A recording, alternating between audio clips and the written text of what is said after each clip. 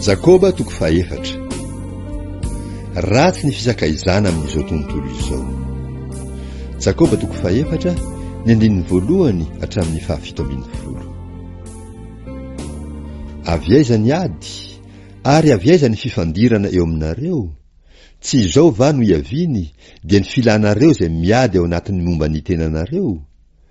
Mila ianareo nefa tsy manana ihany, mamono sy mitsiritra ianareo nefa tsy mahazo ihany, mifanditra sy miady ianareo, tsy manana ianareo satria tsy mangataka, mangataka ianareo nefa tsy mahazo ihany satria diso fangataka, mba ho laninareo amin'ny filanareo. Ry mpisitaka mijangajanga, tsy fantatrareo va fa fandrafinan'Andriamanitra ny fisakaizana amin'izao tontolo izao? Koa na iza te ho sakaizan'izao tontolo izao, de fahavalin'Andriamanitra izy. Ary ataonareo va fa miteny foana ny soratra masina? Ny fanahy zay nampitoery ato anatintsika dia iriny amin'ny fahasari-piaro, nefa manome fahasoavana bebe kokoa izy. Koa hoy izy, Andriamanitra manohitra ny mpiavinavina fa manome fahasoavana ho an'ny manetry tena. Ohabolana 7:4. Ka dia manekehan'Andriamanitra ianareo, ary manoera ny devoly dia handositra anareo izy. Manatona an'Andriamanitra dia hanatina anareo izy. Diovy ny tananareo ry mpanota, ary ataovy madio ny fonareo ry mpiroa saina. Oria sy mitomania ary midradradradra. Aoka hody fitomaniana ny fiomezanareo, ary hody fanjoretana ny fifalianareo.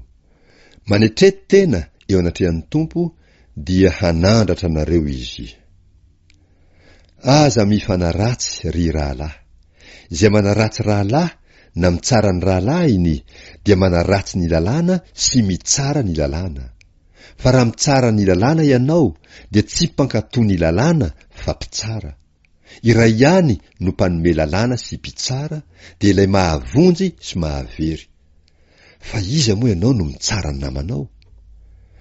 Ianareo izay manao hoe anio na ampitso dia hankany ananina izahay ary hitoetrany herintaona ka hividy sy hivarotra ary hahazo tombom-barotra, kanefa tsy mahalala ny ho ampitso ianareo. Inona moa ny ainareo?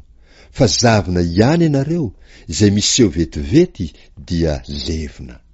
Fa aleo manao zao, raha sitrapon'ny Tompo ka avelina izahay dia hataonay izao na izany. Fa izao dia mirehareha amin'ny fahasahiana ianareo, ratsy ny fireharehana rehetra toy izany. Koa izay mahalala hanao soa nefa tsy manao dia heloka ho azy izany.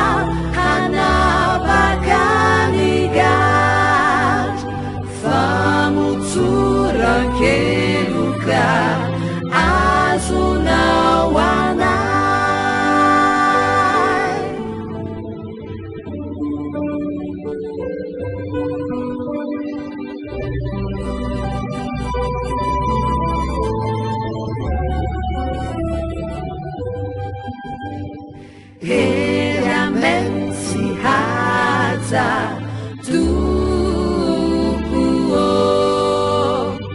hoanao Jesosy laza sy fanjakana zao ny fonay afaka milaza panavotro